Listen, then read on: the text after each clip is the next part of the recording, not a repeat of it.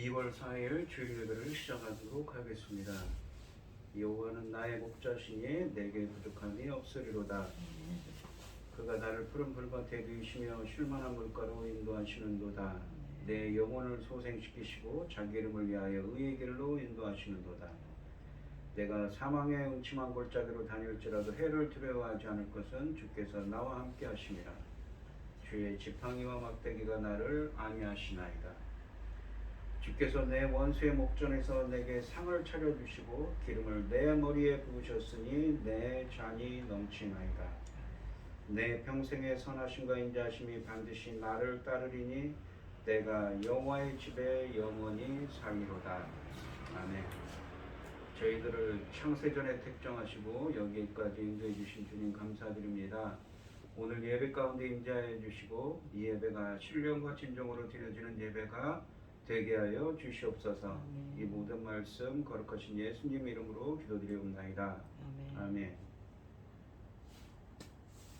찬송 1장입니다.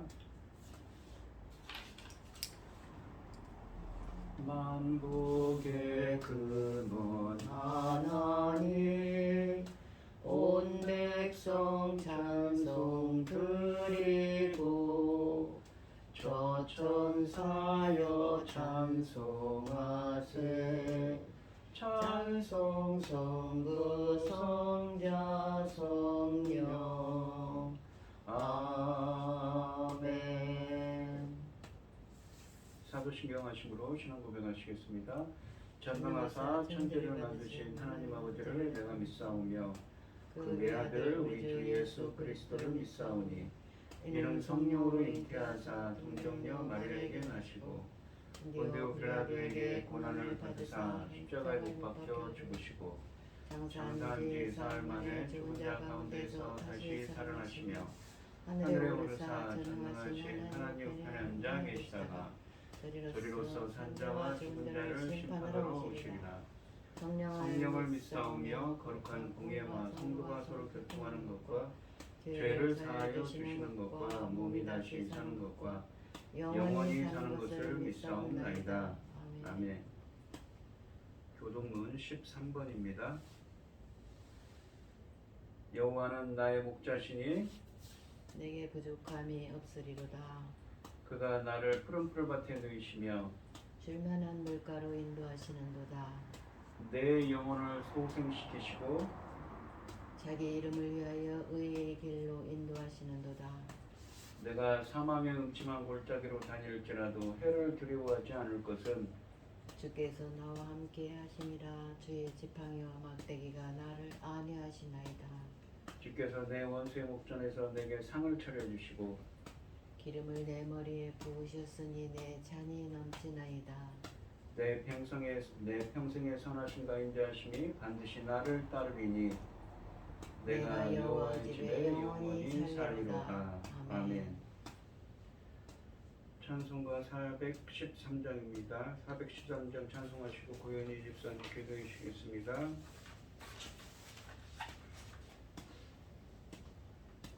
내 평생에 가는 길수는 단화여 늘 잔잔한 강 같든지 큰 풍파로 무섭고 두렵든지 나의 영혼이 늘 편하다.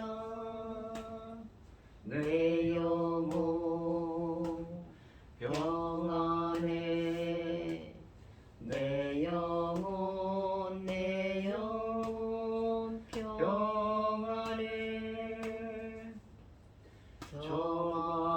정하기는 우리를 삼키려고 입 벌리고 달려와도 주 예수는 우리의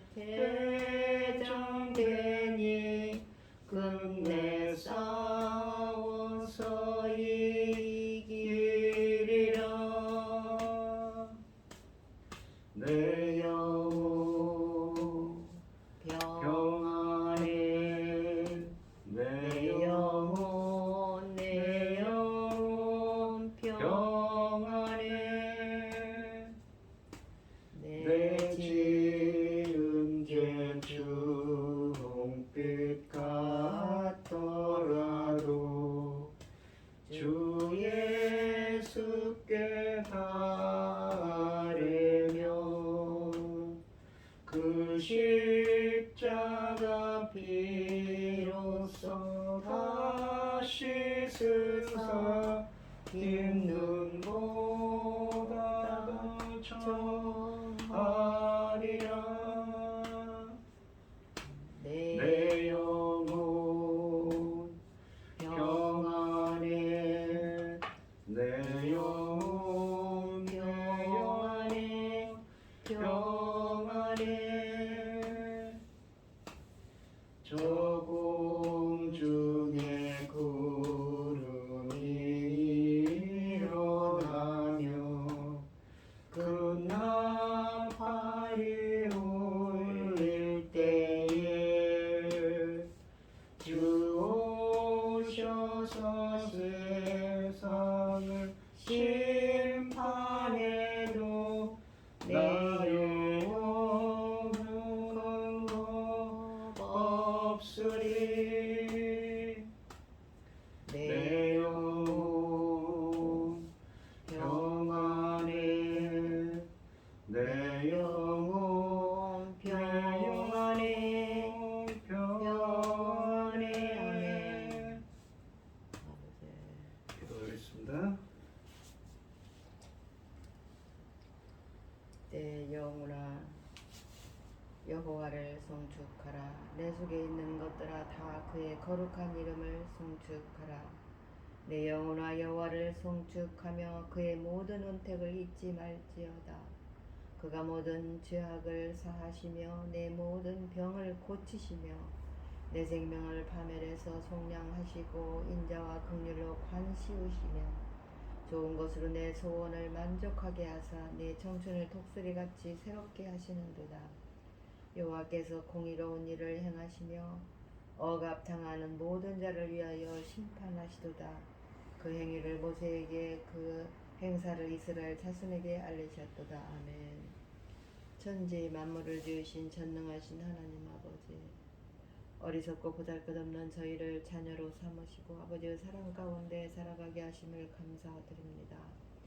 세상은 온갖 일로 수산하고 요란한 가운데에서도 이 시간 하나님께 예배드릴 수 있도록 인도하시니 감사합니다.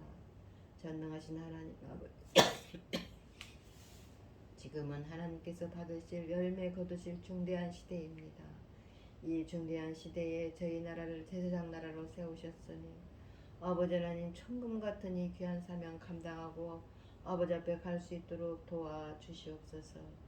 전능하신 하나님 아버지, 열매 거둘 이 중대한 시대에 당신이 사랑하는 종 열매 거둘 말씀을 들고 강단에 세우셨으니 참으로 감사드립니다.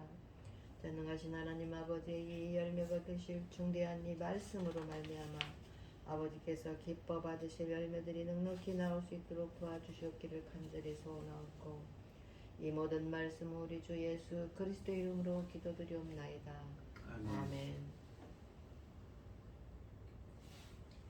오늘 함께 하실 하나님의 말씀은 출애굽기 19장 1절로 13절 말씀입니다. 출애굽기 19장 1절로 13절입니다. 교독을 하겠습니다. 제가 먼저 읽겠습니다.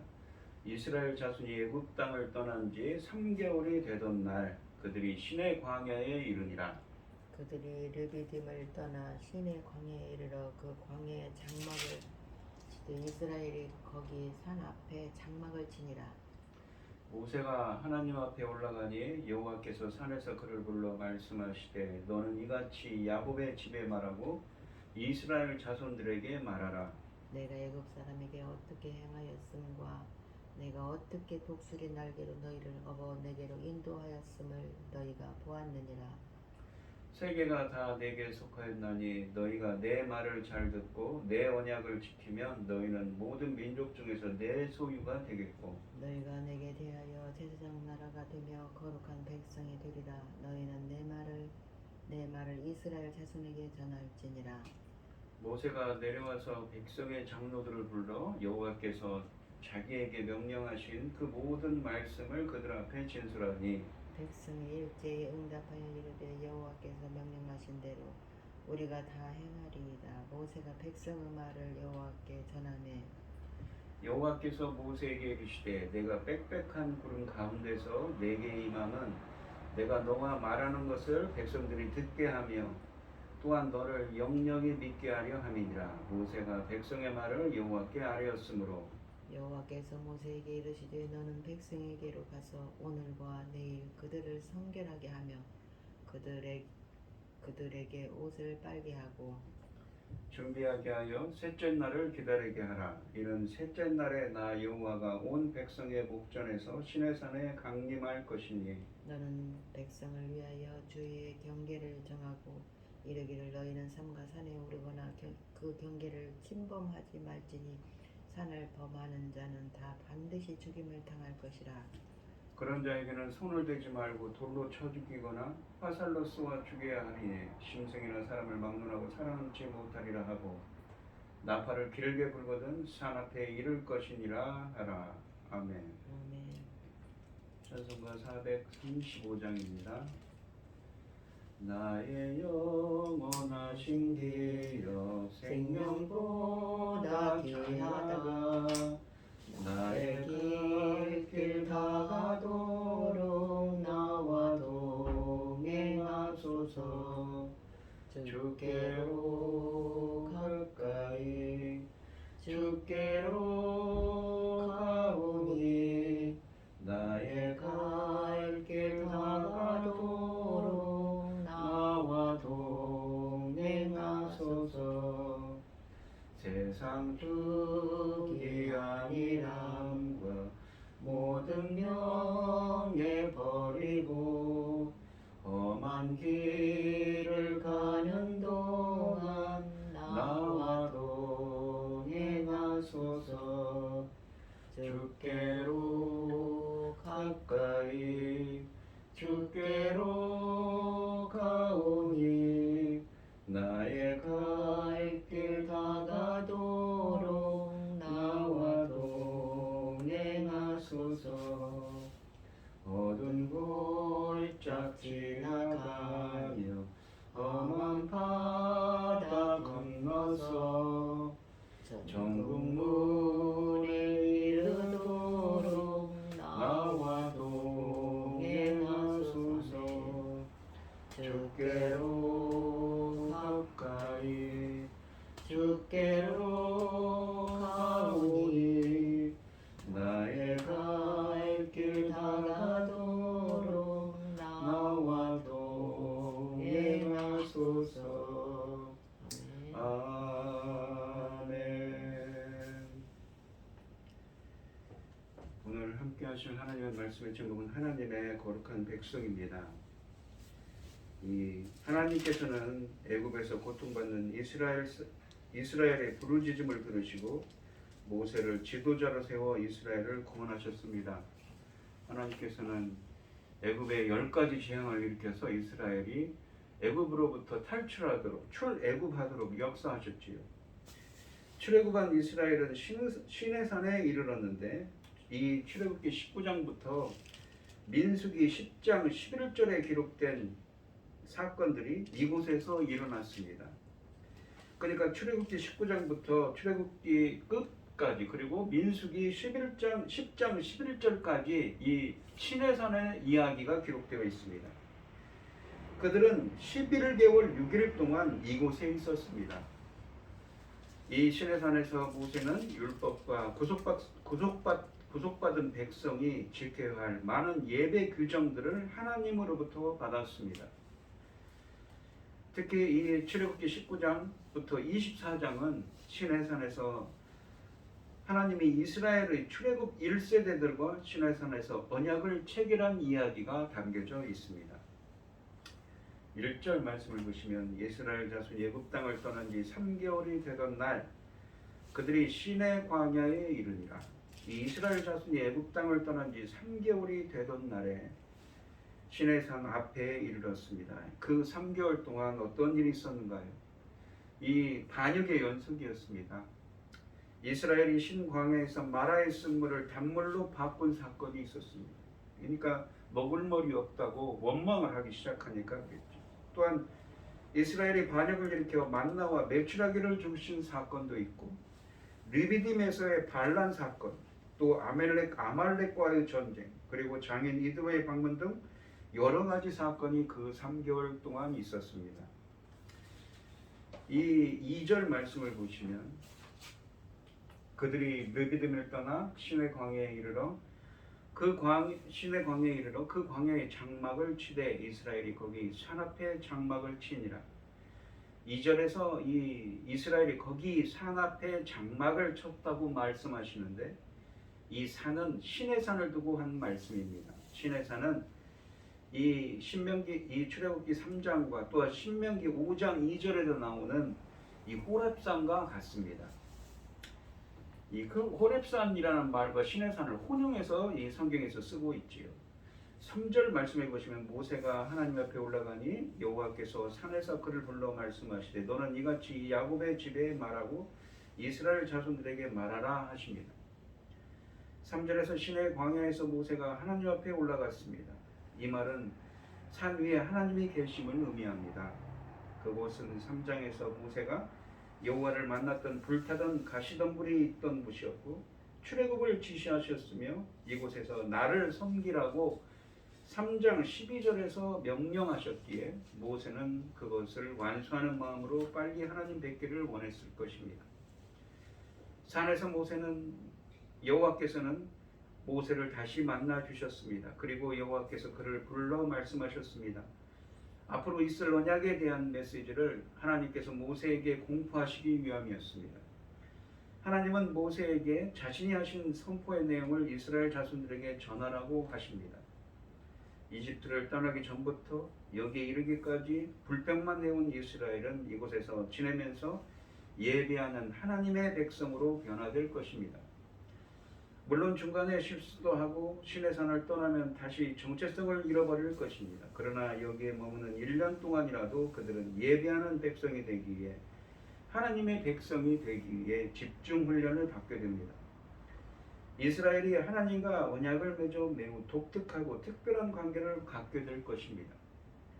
모세가 호렙산에서 하나님께 받았던 첫 번째 과제, 그러니까 이스라엘을 이집트에서 인도하여 하나님의 산으로 오는 일을 성공적으로 마치고 두 번째 과제, 그러니까 언약을 통해 이스라엘을 하나님의 백성으로 하나님을 그들의 주님으로 관계를 형성하는 일을 시작하는 순간입니다. 4절 말씀을 보시면 내가 애굽 사람에게 어떻게 행하였음과 내가 어떻게 독수리 날개로 너희를 업어 내게로 인도하였음을 너희가 보았느니라 라고 하십니다. 4절에서 하나님은 먼저 자신이 어떻게 이집트 사람들에게 행하였는지 그리고 어떻게 이스라엘을 광야에서 인도하였는지를 그들이 보았음을 상기시키고 계십니다. 이스라엘을 내어놓지 않는 이집트에게 10가지 재앙을 내린 사건, 그리고 홍해를 가르라, 그러니까 홍해에서 그들을 어떻게 죽였는지에 대한 기억을 되살리시는 것입니다. 하나님은 이스라엘을 독수리 날개로 너희를 업어 내게로 인도하였다고 말씀하십니다. 어미 독수리가 새끼들을 절벽에서 던지고 그것이 땅에 닿기 전에 날개에 업어 다시 보금자리에 데리고 가는 훈련을 연상시킵니다.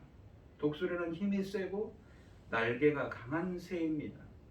등에 탄 새끼는 안전이 보장됩니다. 하나님이 얼마나 강하게 그리고 안전하게 그들을 보호하며 인도하셨는지를 비유적으로 설명하고 계신 것입니다. 하나님은 너희가 보았느니라 라고 하십니다. 그들이 그의 모든 과정을 직접 보고 체험하였음을 상기시키시고 계십니다. 지난 날을 되돌아볼 때 이스라엘을 이집트의 노예 생활에서 해방시키시고 보호해 주신 하나님께 당연히 충성해야 하는 의무가 있다는 것을 암시하고 계십니다. 언약은 서로의 관계를 정립하는 것입니다. 그런데 전혀 모르는 두 당사자가 언약을 통해 새로운 관계에 들어가는 것이 아닙니다. 언약은 이미 서로 친밀하게 알고 있는 두 사람이 관계를 한층 더 발전시켜 관계를 굳건히 확정하는 것입니다. 성경에 보시면 창세기 31장에 나오는 라반과 야곱 사이에 맺은 언약을 보면 양자는 20년이 넘게 가족으로 살았던 사이였습니다. 언약을 통하여 라반과 야곱은 기존의 관계를 다시 확인하고 서로가 어떻게 존중하며 살 것인가를 확인했습니다. 하나님과 이스라엘의 관계도 언약을 맺음으로써 양자 간의 관계를 새롭게 맺는 것이 아닙니다. 하나님은 3장에서 그러니까 출애굽기 3장에서 이미 이스라엘을 내 백성이라고 부르셨습니다. 그렇게 선택하신 것이지. 자기 백성이 이집트에서 고통으로 부르짖는 소리를 들으시고 3장 7절에서 모세에게 내 백성 이스라엘을 이집트에서 인도해 내라고 말씀하셨습니다. 하나님은 이스라엘을 내 백성으로 삼고 나는 너희 하나님이 되리니라고 3장 10절에서 말씀하셨습니다. 이스라엘과 하나님의 관계가 왕과 백성의 관계임을 이미 선언하신 것입니다. 그리고 모세와 아론을 바로에게 보내 이스라엘 하나님 여호와의 말씀에 내 백성을 보내라라고 말씀을 전하라고 하셨고 거듭 내 백성을 보내라고 또한 여러 차례 요구하셨습니다. 이 양자의 관계는 언약을 통해 더 굳게 되고 또 더 발전할 것입니다. 하나님과 백성의 관계는 그냥 말로만 표현으로서 말로 하는 표현이거나 선언적인 것만이 아닙니다. 직접 자기 백성의 고통을 들으시고 그들을 강한 팔로 구출해내셨습니다. 이집트에 내렸던 재앙들 그리고 홍해에서 하신 일은 새끼를 보호하는 독수리의 힘보다 더 강했습니다. 그로써 양자의 관계는 이미 확인된 것입니다. 5절 말씀해 보시면 세계가 다 내게 속하였나니 너희가 내 말을 잘 듣고 내 언약을 지키면 너희는 내 민족 중에서 내 소유가 되겠고 라고 하십니다. 원문에 보시면 5절 맨 앞에 그러므로 만일 이란 말이 원문으로 들어있는데 한글 성경 번역에는 빠져 있습니다. 그러므로 만일 너희가 세계가 다 내게 속하였나니 너희가 내 말을 잘 듣고 내 언약을 지키면 너희는 모든 민족 중에서 내 소유가 될 거라고 하십니다. 하나님은 5절에서 세계가 다 내게 속하였나니 라고 말씀하십니다. 이 세계라는 말은 에레츠라는 히브리어를 사용하는데 땅을 의미합니다. 이것은 우주가 하나님의 주권 아래 있음을 선언하신 것입니다. 그런데 하나님이 이 말씀을 하신 이유는 세계를 소유한 자신의 권위에 대하여 말하기 위해서가 아니라 그 모든 것 중에 가장 귀한 자신의 소유를 말씀하시기 위해서였습니다. 내 말을 잘 듣고 내 언약을 지키면 이라는 구절은 원문으로 이 콜이라고 해서 음성을 경청하고 잘 듣고 라는 표현입니다. 그러니까 쉐마라는 듣다라는 히브리어를 두 번 사용해서 의미를 강조했습니다. 내 음성을 경청하고 내 언약을 지키면 이라고 내 언약을 지키면 이라고 하는 의미입니다. 이 원문으로는 5절 하반절에 너희는 내 모든 민족 중에서 내 소유가 되겠고 라고 말씀하시는데 이 소유라고 번역된 히브리어 세굴라라는 말은 귀중한 소유물, 특별한 보물을 뜻하는 말입니다. 19장 본문과 연결해서 본다면 하나님이 소유한 세계의 모든 것 중에 이스라엘은 가장 귀하고 값진 그의 소유물입니다. 이 단어를 언급하는 대부분의 구약 본문들은 이 출애굽기와 신명기의 문맥에서 인용해서 사용하고 있습니다. 여러 본문에서 말씀하고 있죠. 시편 135편 4절 같은 말씀, 말라기서 3장 17절 같은 말씀에도 인용하여 사용하고 있습니다. 그런데 하나님이 이스라엘을 자신의 보물로 계속 인정하겠다는 조건은 너희가 내 말을 잘 듣고 내 언약을 지키는 것입니다. 하나님은 언약 이전에 이미 이스라엘을 자기 백성, 즉 자기 소유로 삼으셨습니다. 3장 7절에 나와 있죠. 그런데 언약으로 이 관계를 더욱 굳게 만드는 것입니다. 그래서 너희가 내 언약을 지키면 너희는 내 소유가 되겠고라고 말씀하신 것입니다. 지키다라는 말로 번역된 히브리어 샤마르는 지키다라는 의미입니다. 킷, 영어로 킷입니다. 지킨다는 것은 새로운 것을 만드는 것이 아니라 있는 것을 잘 유지하고 보존한다는 것입니다. 본문은 하나님의 음성을 경청하고 순종하고 하나님이 앞으로 세우실 그 언약을 잘 지키면 하나님은 그들을 특별한 보물로 계속 인정할 거라는 의미입니다. 언약을 지킨다는 것은 언약의 의무점, 앞으로 주어질 언약의 율법 등을 언약의 말씀들을 잘 이행하는 것을 의미하고 있습니다.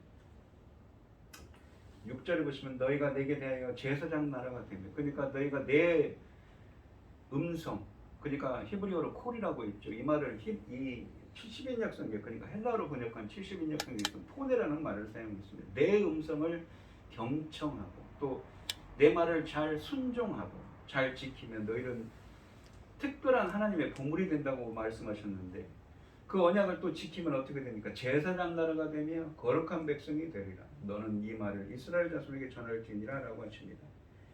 6절에서 내 말을 잘 듣고 내 언약을 지키면 너희가 내게 대하여 제사장 나라가 되며 거룩한 백성이 될 거라고 하십니다.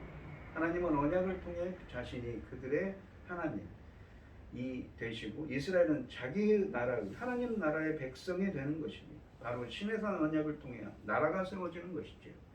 그 나라의 특징은 무엇입니까? 첫째는 제사장 나라입니다. 제사장, 이 코인이라는 말은 거룩하게 구별된 자로서 하나님에게 봉사하는 자입니다. 하나님의 일을 하는 사람이지. 제사장의 역할은 하나님을 예배하며 하나님의 뜻을 받들어 백성을 가르치고 인도하는 역할. 그러니까 그들의 그냥 단순히 하나님의 말씀을 지키는 것뿐만 아니라 다른 사람에게 본이 되어야 된다는 것이죠. 그리고 하나님의 뜻을 물으며 이 중보 역할을 하는 것이 제사장의 역할입니다. 중보는 여러 가지 면에서 이루어집니다. 제사로서 백성의 죄를 사하기에 중보하며, 기도로서 중보하며, 그리고 하나님의 복을 백성에게 전달하는 것입니다. 그런데 이 언약에서 이스라엘을 제사장 나라로 삼은 것은 이러한 세상을 향한 중보의 역할을 감당하게 한 것입니다. 여기에 사용된 나라라는 이 히브리어, 이 맘라카라는 히브리어는 말라크, 통치하다는 말에서 유래했습니다. 왕국, 통치권, 지배권을 의미합니다. 제사장과 나라라는 두 단어의 관계를 보면 제사장은 속성으로서 나라를 수식해 주는 것입니다. 그래서 이 어구는 제사장적인 왕권으로 번역됩니다. 이스라엘은 온 세계에서 구별된 왕권 혹은 특별한 왕권을 가진 나라입니다. 하나님의 목표는 이스라엘을 넘어 세상에 하나님의 왕권이 실현되는, 하나님의 통치가 실현되는 것이지. 이스라엘을 선택해서 하나님의 통치가 온 세상에 보편적으로 이루어지기를 원하셨던 것입니다. 그것을 위해서 이스라엘이 제사장 나라로 특별하게 선택된 것입니다. 둘째는 거룩한 백성이 되는 것입니다. 거룩한이라고 번역된 이 카도시라는 말은 구별된다는 의미입니다. 이스라엘은 하나님의 백성입니다. 따라서 하나님이 거룩하기 때문에 그들도 거룩해야 하는 것입니다. 하나님의 나라는 거룩합니다. 그러므로 하나님 나라의 백성도 거룩을 입어야 합니다. 그들이 거룩한 백성으로 구별되어야 하는 이유입니다. 그들은 거룩을 유지하기 위해 세상과 구분된 삶을 살아야 하는 것입니다. 세상 사람들이 섬기는 신들을 멀리해야 하며 이방 사람들과 혼인하지 말아야 하며 정결하지 못한 음식을 먹지 말아야 하며 시체를 만져 부정을 입지 말아야 했습니다. 이 어구는 이스라엘의 독특성을 나타낼 뿐만 아니라 또한 세계로부터 구별됨을 암시하고 있는 것입니다. 즉 세상과의 관계도 있다는 것입니다. 왜냐하면 5절에 세계가 다 내게 속하였나니라는 전제가 붙어있기 때문입니다.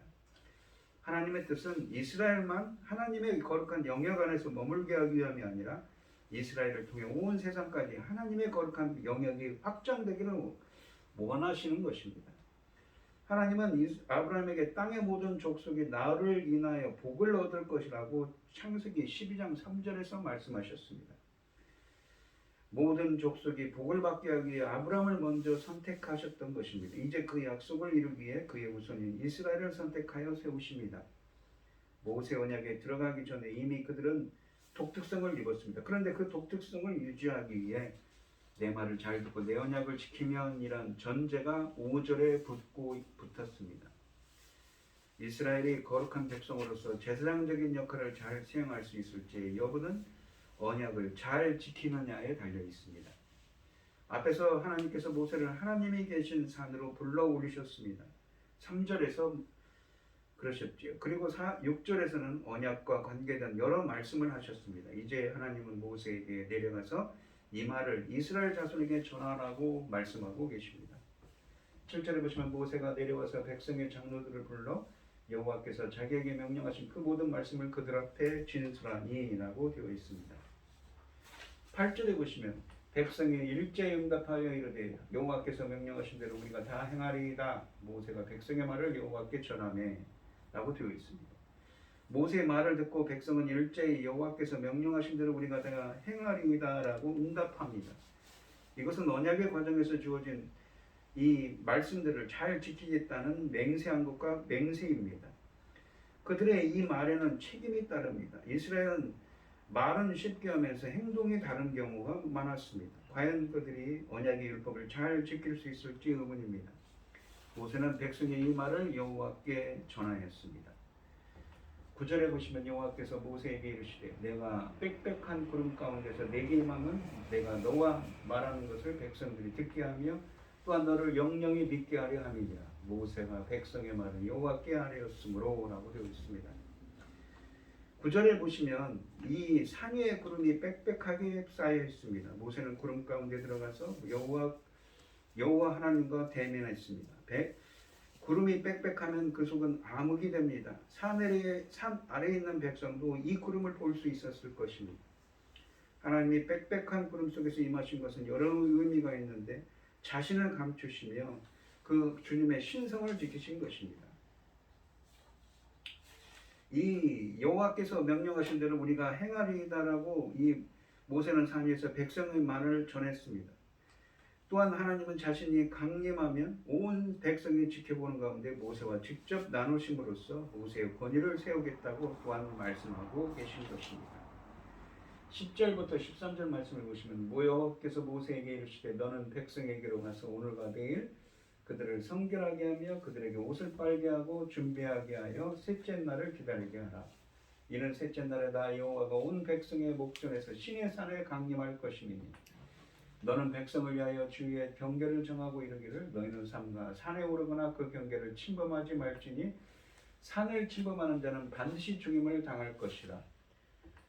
그런 자에게는 손을 대지 말고 돌로 쳐 죽이거나 화살로 쏘아 죽여야 하리니 짐승이나 사람을 막론하고 살아남지 못하리라 하고 나팔을 길게 불거든 산 앞에 이를 것이니라 하라 라고 하십니다. 이 오늘 본문 말씀을 보시면 이 모세가 어떻습니까? 모세를 통하여서 시내산에서 하나님께서는 언약의 말씀을 주십니다. 이 언약이라는 말, 이 베리트라는 이 히브리어로 베리트라는 단어가 성경에서 창세기 6장 8절에 18절에 처음 나타납니다. 이 언약이라는 말은 양자를 서로 얽어매는 수단입니다. 따라서 이 언약은 이 양자 간의 관계 수립을 위한 협정이라고 정의할 수 있습니다. 성경에서 이 베리트, 언약이라는 말이 사용된 용도를 볼 때 아브라함과 그라라는 아비멜렉 사이에 창세기 21장에서 사용됐고 또한 이삭과 아비멜렉 사이에서도 창세기 26장에서 사용됐습니다. 야곱과 라반 사이에서도 창세기 31장에서 사용된 단어입니다.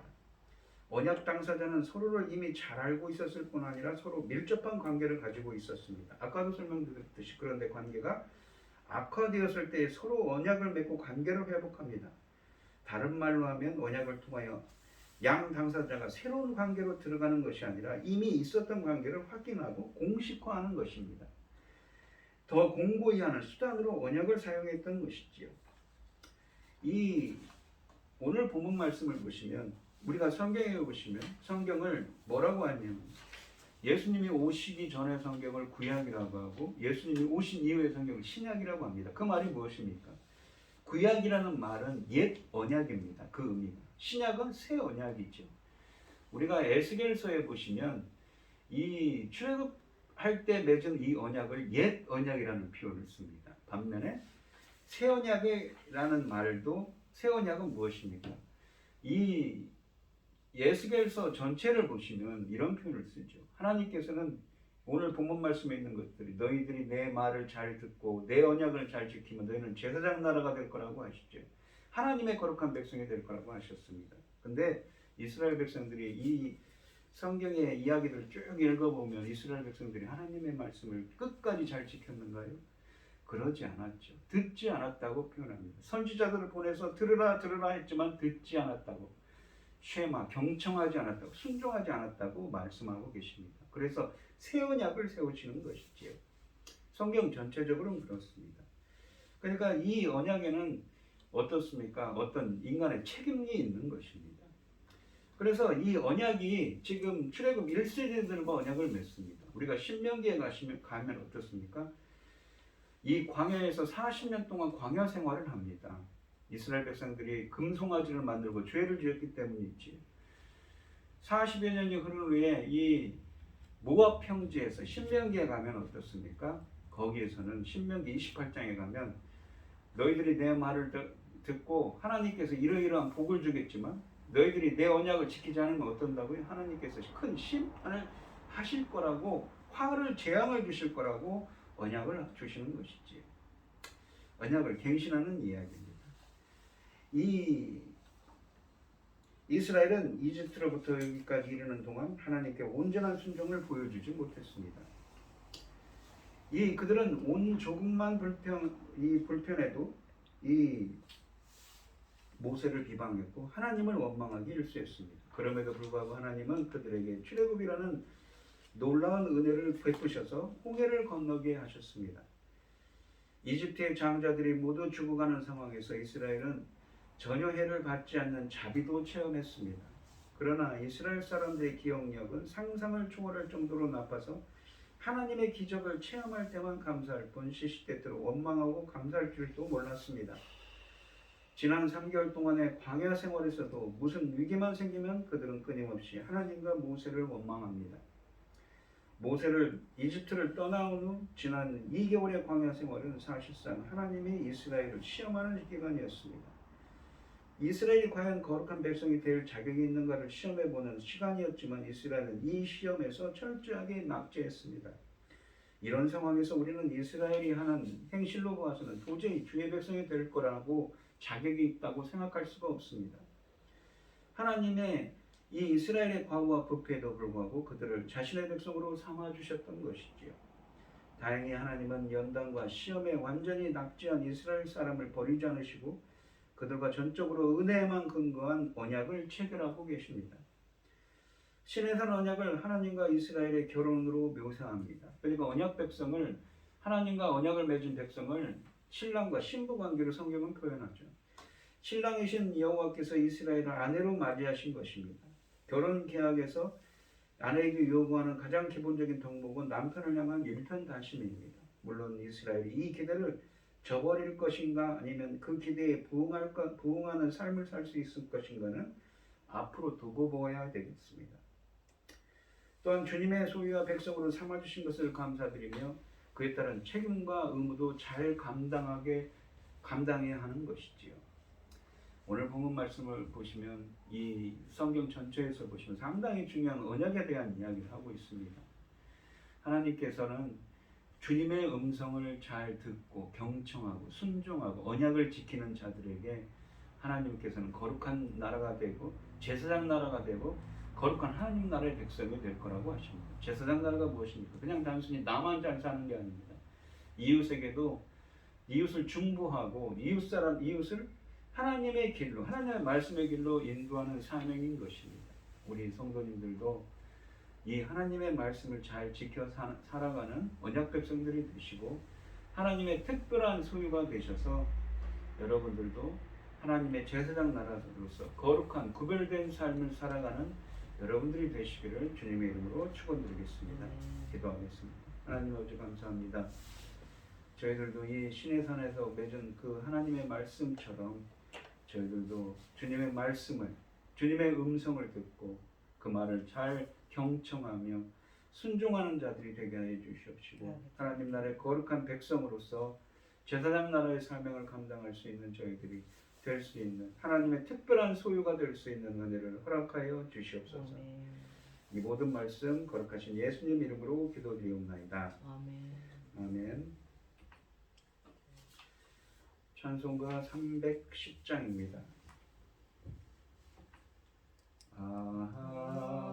하나님의 은혜로 있을 데 없는 자 왜 구속하여 주는지 난 알 수 없도다. 내가 믿고 또 의지하는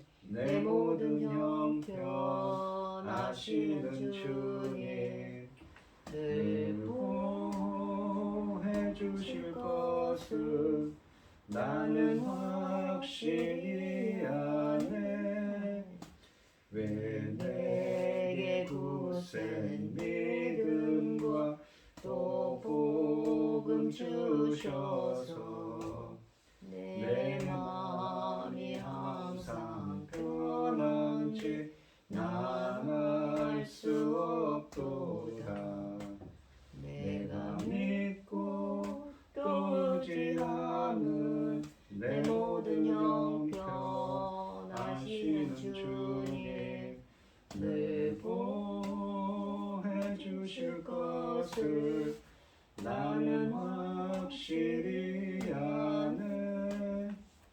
왜 내게 성령 주셔서 내 마음을 감동해 주 예수 믿게 하는지 난 알 수 없도다. 내가 믿고 또 의지하는 내 모든 형편하시는 주님 늘 보호해 주실 것을 나는 확실히 아네. 주 언제 강림하실지 오밤에 홍낮에 또 주님 만날 그곳도 난 알 수 없도다. 내가 믿고 또 의지하는 내 모든 형편하시는 주님 늘 보호해 주실 것을 나는 확실히 아네. 기도하겠습니다. 우리에게 모든 것을 주신 하나님 감사드립니다. 이 시간 주님께서 주신 많은 은혜와 사랑에 감사드리며 주님께 귀한 예물을 드리는 손길들이 있습니다. 특별히 오늘은 김혜순 권사님 생일 감사한 걸 예물을 드립니다. 지난 한 해 돌봐주셔서 감사합니다. 앞으로도 남은 생에 주님과 함께하는 삶, 주님과 동행하는 삶, 주님의 자비와 긍휼이 함께하는 삶이 될 수 있도록 인도하여 주시옵소서. 주님께 귀한 예물을 드리는 손길마다 주님께서 기억해 주시고 기뻐받아 흠양하여 주시옵소서. 이 모든 말씀 거룩하신 예수님의 이름으로 기도드리옵나이다. 아멘. 축도하심으로 오늘 예배를 마치겠습니다. 이제는 주 예수 그리스도의 은혜와 하나님의 극진하신 사랑과 성령의 교통하심이 하나님의 거룩한 백성이 되기를 소원하는 구별된 삶을 살아가기를 소원하는 성도들 머리머리 위에 이제로부터 영원히 함께 있을지어다. 아멘. 아멘.